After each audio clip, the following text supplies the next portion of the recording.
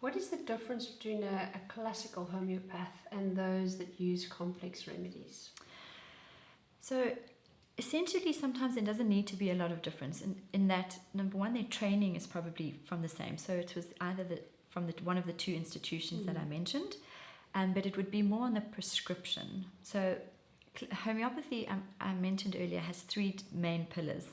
So the like cures like is the first, and then you've got the infinitesimal dose, or the least dose that you need to effect a cure or a change in a patient, and then the single remedy. And according to homeopathic principles, if you find that single remedy and you give it in the least dose that is required, the minimum dose, you can effect the greatest cure. And that is essentially what we have termed or coined classical homeopathy, to give one remedy at a time and in infinitesimal doses. What has happened is that we've now got another term, loosely, that we call clinical homeopaths, if I can use that term. And what we're seeing is that we're unsure of the remedy. So perhaps the patient isn't able to articulate as much. Perhaps it's a child we have to use just by observation, or perhaps there's somebody who's not accustomed to all the questions and the detail that needs to be known for a homeopathic doctor to make a prescription. Or if it's an over-the-counter medication and someone's saying, well, I have just a sore throat and what do I do? What you see is a whole lot of remedies that can have an effect on a specific symptom or a group of symptoms or a type of illness that get grouped together in one complex.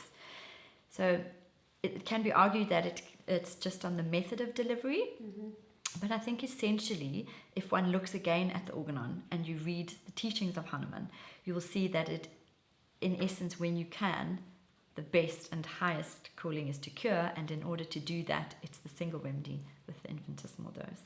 And that you really need to get to the right answer.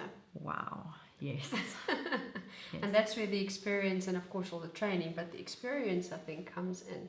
So when you're talking about tonsillitis and you're looking at apis, there is a remedy called tonsilite, and that's a complex remedy. So that is in case it's not apis, there are other remedies, and then just explain a little bit about taking a complex remedy. Okay, so a lot of the over-the-counter medications have been specially formulated from different companies to make sure, firstly, that there's no two remedies in there that are inimical, that cannot be used together. Okay, so number one, they have been thought through. Secondly, if you're taking a complex remedy for something like a tonsillitis and you are not seeing an improvement, it means that the remedy that you require is probably not in that complex.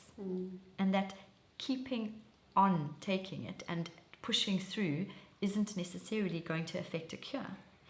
So it can be great, especially for moms or for people, who, instead of grabbing something suppressive or something that will just mask the symptoms, to start with what you've got at home. And if you can ameliorate it, or if you can cure it and you can heal yourself, then that's great. But if not, you need to seek the advice of a homeopath.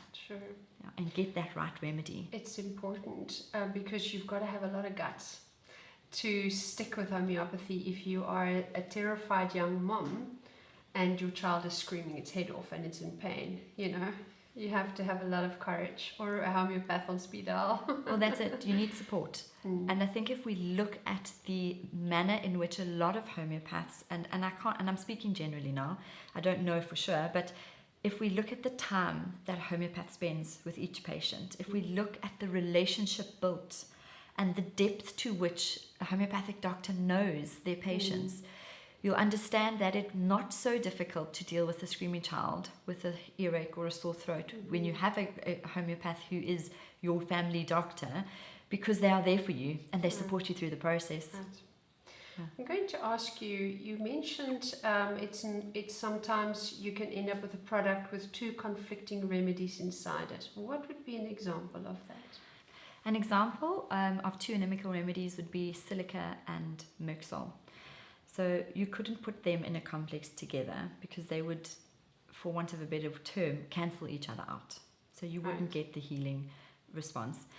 And that where we come back to the whole thing about classical or clinical or complex homeopathy, and that when you know the remedy, You just need that remedy. Yeah. Well, I've seen it work. Me too. I've had 3 children and they pretty much used herbal and homeopathic remedies for almost everything.